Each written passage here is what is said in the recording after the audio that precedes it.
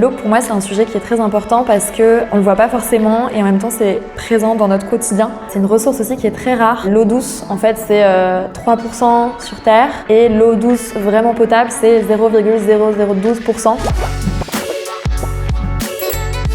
Moi, c'est Lucie, je suis chargée de projet influence chez On est prêt et j'organise des résidences pour sensibiliser et former les influenceurs et influenceuses aux enjeux écologiques.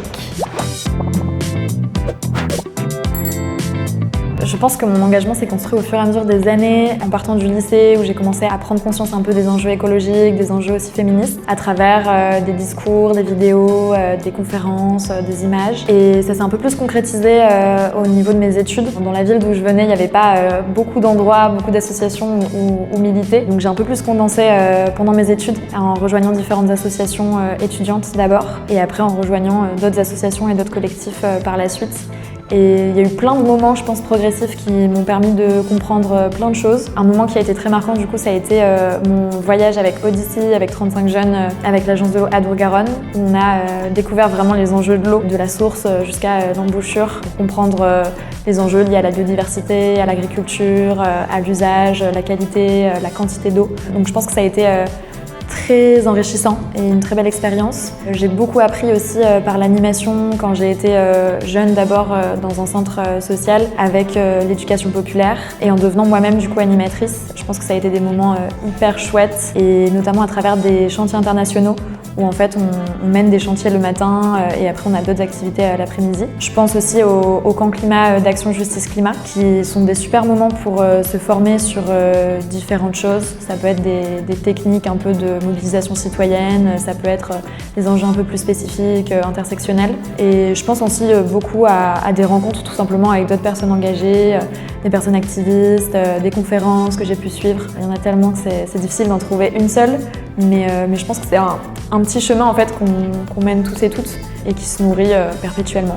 Depuis que je suis engagée dans des assos, je pense que je me sens vraiment à ma place. Je pense que c'est hyper important de comprendre pourquoi on se bat, sur quel sujet on a envie de se placer et de quelle personne on a envie de s'entourer. Le fait d'être dans une asso tel qu'on est prêt et précédemment plein d'autres assos trop chouettes, Empower, La Cloche, tout ce genre d'associations, c'est de côtoyer aussi plein de personnes qui ont plein de vécus, qui ont aussi plein de ressources, qui ont lu plein de livres et du coup en fait c'est autant de rencontres très enrichissantes, de conversations post-déj superbes, de moments aussi en off qui sont hyper nourrissants et je pense que oui ça permet aussi de démystifier les personnes qui s'engagent. C'est des personnes qui ont envie de belles choses, de bons moments tout simplement et chacun a toujours sa petite particularité, un petit combat qui la touche.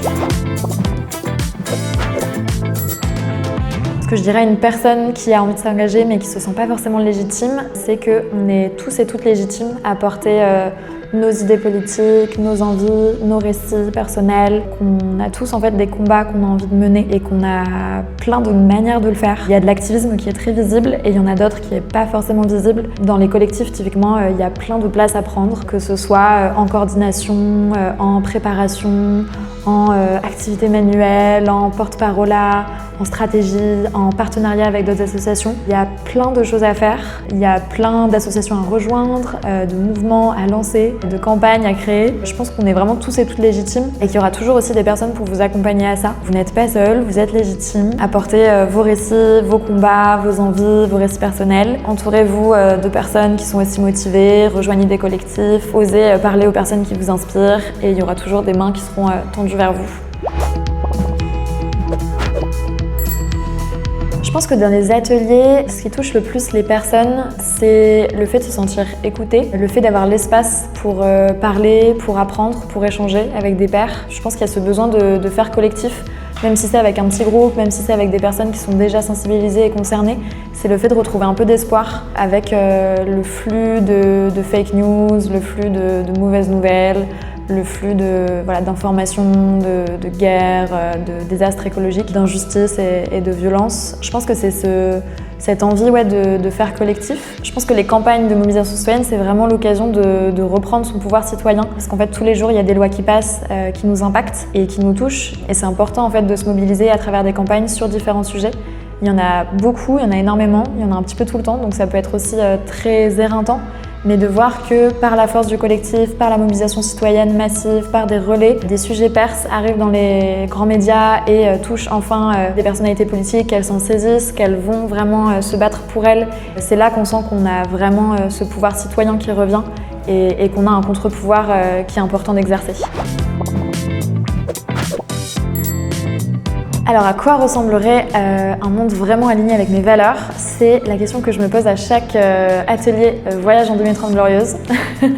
Donc c'est une question que j'aime beaucoup aborder avec chaque groupe. Je pense qu'un monde aligné avec mes valeurs, ce serait un monde où chacune a sa place, chacune peut évoluer librement, se déplacer librement, manger à sa faim de manière saine, où chacun a accès en fait aux ressources dont elle a besoin, où chacun se sent valorisé, chacun se sent aimé, soutenu et a la possibilité de s'exprimer créativement et a la possibilité de se sentir utile pour le reste du collectif et de la société, où les liens entre les personnes sont apaisés et où on peut vraiment se réaliser sans contraintes, sans violence, sans attente de la société. Dans les enjeux écologiques, il y a énormément d'enjeux qui sont très importants. Il y a les limites planétaires, il y a l'idée du donut aussi avec le plancher social. L'eau, pour moi, c'est un sujet qui est très important parce qu'on le voit pas forcément et en même temps, c'est présent dans notre quotidien, dans notre usage domestique, dans notre nourriture. C'est présent dans notre corps à 60-70%. C'est une ressource aussi qui est très rare. L'eau douce, en fait, c'est 3% sur Terre. Et l'eau douce vraiment potable, c'est 0,0012%. Et si elle est polluée, en fait, on va être pollué également. C'est une ressource qu'on utilise dans tous nos usages numériques, dans la nourriture. Si on mange des bêtes qui prennent aussi beaucoup d'eau, c'est quelque chose qui est très important de conscientiser. C'est dans nos vêtements aussi. L'eau, elle est utilisée pour tous les usages, qu'elle soit prélevée ou qu'elle soit vraiment consommée par les autres êtres vivants, par différentes ressources, matières premières pour des vêtements. Donc c'est vraiment présent, les enjeux de qualité, quantité et partage de l'eau. C'est vrai qu'aujourd'hui, l'écologie, ça peut avoir une vision un peu négative parce qu'on pense à des choses auxquelles on n'aura plus le droit, des choses qui nous manquent, des scandales, des injustices, des désastres écologiques. Ce qu'il faut se dire, c'est que c'est une opportunité de changer de cap et d'aller vers une société qui nous va vraiment avec des valeurs et des indicateurs qui sont bien meilleurs. Et pour moi, en fait, c'est ça qui est important, c'est de réfléchir à quelle société on a envie. Et en fait, c'est assez simple finalement, c'est vraiment avoir accès à de la nourriture de qualité, avoir accès à de la mobilité, des déplacements qui sont faciles, bas carbone, et surtout en fait passer des moments de qualité avec ses proches, de faire du lien avec ses voisins, d'apprendre à connaître des personnes de différentes cultures. C'est plein de choses comme ça. En fait, de toujours penser à pourquoi on fait ça. Pour protéger la vie. Et la vie, c'est quoi? C'est des bons moments, c'est des bons liens, c'est l'amour qu'on donne à ses proches, ses voisins. Et que c'est finalement ça qu'on veut protéger. La beauté du monde, les êtres vivants, le fait qu'on a un écosystème incroyable qui est en train d'être détruit, mais du coup, en fait, qu'on peut encore préserver. De se dire, en fait, même si la biodiversité s'effondre, il faut tout faire pour essayer de protéger les différentes espèces. Il faut tout faire pour essayer de protéger des populations à l'autre bout du monde qui sont en train de vivre des désastres écologiques. Je pense que c'est plein d'opportunités de voir quels sont les dysfonctionnements et de réajuster vers un mode de vie qui est sobre mais très joyeux. Où je me vois dans 5 ans. Dans 5 ans, j'espère qu'on aura eu plein de victoires politiques. J'espère qu'on aura fait bouger plein de choses. En tout cas, on est déterminés pour, même si c'est pas toujours couru d'avance. J'espère que j'aurai eu plein de chouettes rencontres avec plein de créatrices de contenu, plein d'activistes, plein d'artistes. Avoir pris le temps de voyager dans différents pays, d'avoir pris plein de trains, fait plein de rencontres. Je pense que j'aurai toujours un côté collectif, effectivement, je pense que c'est quelque chose qui m'anime beaucoup. J'espère que d'ici 5 ans, j'aurai permis à d'autres activistes de lancer des campagnes aussi. En fait, j'espère d'ici 5 ans pouvoir transmettre plein de choses que j'ai appris ces dernières années, moi-même en tant qu'activiste. Et j'espère que j'aurai accompagné plein de créatrices de contenu dans leur transition écologique et dans leurs engagements écologiques, sociaux, au global. Je pense d'ici 5 ans, je continuerai à être dans des associations, en tout cas je l'espère. Et en tout cas, que ce soit de nouveaux projets, toujours les mêmes projets, je pense qu'il y aura plein de choses à faire toujours.